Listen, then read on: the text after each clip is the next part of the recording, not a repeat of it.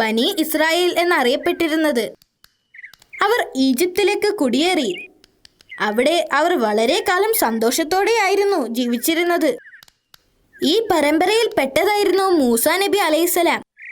അള്ളാഹു അദ്ദേഹത്തിന്റെ പേര് 120-ൽ പരം തവണ ഖുർആനിൽ പരാമർശിച്ചിട്ടുണ്ട്. അദ്ദേഹം ജനിച്ചത് ഈജിപ്തിലായിരുന്നു. അക്കാലത്ത് ഈജിപ്ത് ഭരിച്ചിരുന്നത് ഫിർഔൻ ആയിരുന്നു. ഫിർഔൻ ഇസ്രായേലുകാരോട് വളരെയധികം വെറുപ്പായിരുന്നു.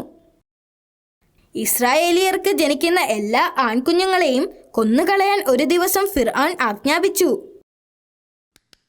പടയാളികൾ ഈജിപ്തിൽ ജനിക്കുന്ന ഓരോ ആൺകുഞ്ഞിനെയും കൊന്നുകളഞ്ഞു. സൈനികർ പെട്ടെന്ന് തന്നെ മൂസാ നബി അലൈഹിസ്സലാമിന്റെ വീട്ടിലുമെത്തി. എന്നാൽ നബിയുടെ മാതാവ് ആരുടെയും ശ്രദ്ധയിൽപ്പെടാതെ കുഞ്ഞിനെയും കൊണ്ട് വീടിന്റെ പുറത്ത് കടന്നു. കുഞ്ഞിനെ ഒരു മരത്തിന്റെ പെട്ടിയിലാക്കി നൈൽ നദിയിലൂടെ ഒഴുക്കിവിട്ടു. ഇത് അള്ളാഹുവിന്റെ കൽപ്പന പ്രകാരമായിരുന്നു.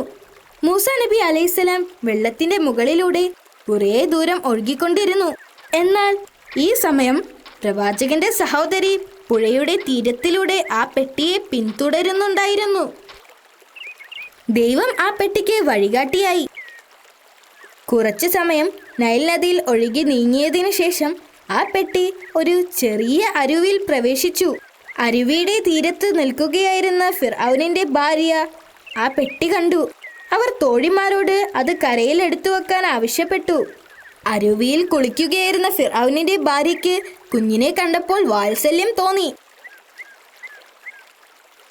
അവർ കുഞ്ഞിനെ കൊട്ടാരത്തിലേക്ക് കൊണ്ടുപോയി ഫിർഔനിനെ കാണിച്ചു. ഈ കുഞ്ഞിനെ കിട്ടിയതിൽ എനിക്ക് വളരെയധികം സന്തോഷമുണ്ട്. ഇവനെ കൊല്ലരുത്, നമുക്കിവനെ നമ്മുടെ മകനായി വളർത്താം. അവർ ഫിർഔനോട് പറഞ്ഞു.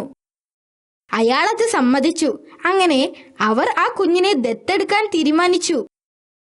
ഇതിലൂടെ അള്ളാഹു മൂസാ നബിക്ക് രാജകീയമായ ഒരു ജീവിതമാണ് നൽകിയത്. വൈകുന്നേരം ഫിർഔന്റെ ഭാര്യ വളരെ വിഷമത്തോടുകൂടി ഇരിക്കുകയായിരുന്നു.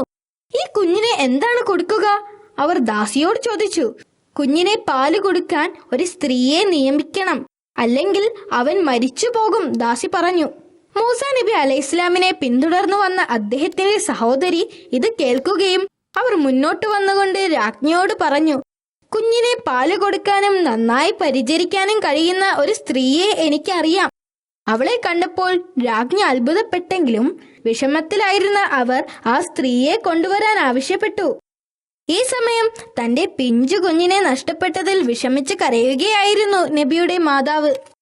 ഒരു മാതാവിന് തന്റെ കുഞ്ഞിനോടുള്ള സ്നേഹം എത്രമാത്രം ഉണ്ടെന്ന് അല്ലാഹു സുബ്ഹാനഹു വ തആലയ്ക്ക് അറിയാം.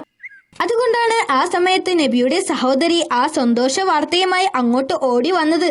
മൂസാ നബി അലൈഹിസ്സലാമിനെ കൊട്ടാരത്തിൽ രാജ്ഞി ദത്തെടുത്ത വിവരവും കുഞ്ഞിനെ പരിചരിക്കുന്നതിന് ഒരു സ്ത്രീയെ അന്വേഷിക്കുന്നുണ്ടെന്ന വിവരവും അവർ മാതാവിനോട് പറഞ്ഞു. ഇത് കേട്ട ഉടനെ തന്നെ അവർ മകളെയും കൊണ്ട് കുഞ്ഞിനെ പാല് കൊടുക്കാൻ കൊട്ടാരത്തിലേക്ക് പോയി. ആ കുഞ്ഞ് അവരുടെ പാല് കുടിക്കുന്നത് കണ്ട് രാജ്ഞിക്ക് സന്തോഷവും അത്ഭുതവും തോന്നി. കാരണം ആ ദിവസം മുഴുവനും മൂസാ നബി അലൈഹിസ്സലാം ഒന്നും കഴിച്ചിട്ടില്ലായിരുന്നു. രാജ്ഞി അവരെ കുഞ്ഞിന്റെ പരിചാരികയായി നിയമിച്ചു. അവർക്കറിയില്ലായിരുന്നു അത് അവന്റെ യഥാർത്ഥ മാതാവാണെന്ന്. അങ്ങനെ അതുവഴി അള്ളാഹു ആ മാതാവിന് സന്തോഷം നൽകി. പ്രവാചകൻ കൊട്ടാരത്തിൽ ഫിർഔനിന്റെ മകനായി രാജകീയമായി വളർന്നു. അദ്ദേഹം വളർന്നപ്പോൾ വളരെ ശക്തനായി മാറി. അദ്ദേഹം ഒരു ദയാലുവായിരുന്നു. അടുത്ത ദിവസം അദ്ദേഹം പട്ടണത്തിലൂടെ നടന്നു പോകുകയായിരുന്നു. അപ്പോൾ ഒരു ഇസ്രായേലിനെ ഒരു ഈജിപ്ഷ്യൻ പടയാളി അടിക്കുന്നത് കണ്ടു. ഇസ്രായേലൻ പ്രവാചകനെ കണ്ടപ്പോൾ അവർ സഹായത്തിനായി അദ്ദേഹത്തോട് യാചിച്ചു. പ്രവാചകൻ ആദ്യം പടയാളിയോട് കാര്യം പറയാൻ ശ്രമിച്ചെങ്കിലും അവൻ അത് കേൾക്കാൻ തയ്യാറായില്ല. അപ്പോൾ പ്രവാചകൻ മുന്നോട്ട് വന്ന് പടയാളിയെ ശക്തമായി ഇടിച്ചു. ശക്തമായ ഇടിയുടെ ആഘാതത്തിൽ അവൻ മരിച്ചു. കാരണമില്ലാതെ ആരെങ്കിലും കൊല്ലുന്നത് പാപമാണെന്ന് പ്രവാചകന് അറിയാമായിരുന്നു. അദ്ദേഹത്തിന് ഇതിൽ കുറ്റബോധം തോന്നി. അദ്ദേഹം നിലത്ത് മുട്ടുകുത്തി അള്ളാഹുവിനോട് ഇങ്ങനെ പ്രാർത്ഥിച്ചു. എന്റെ നാഥാ, തീർച്ചയായും ഞാൻ അന്യായം ചെയ്തിരിക്കുന്നു. എന്നോട് ക്ഷമിക്കൂ. ഇനി മേലിൽ അത്തരത്തിലുള്ള ഒരു പാപപ്രവൃത്തി ചെയ്യില്ല. ഇനിയുള്ള ജീവിതം അള്ളാഹുവിനെ ആരാധിക്കുന്നതിനു വേണ്ടിയാണെന്ന് പ്രവാചകൻ ശപഥം ചെയ്തു.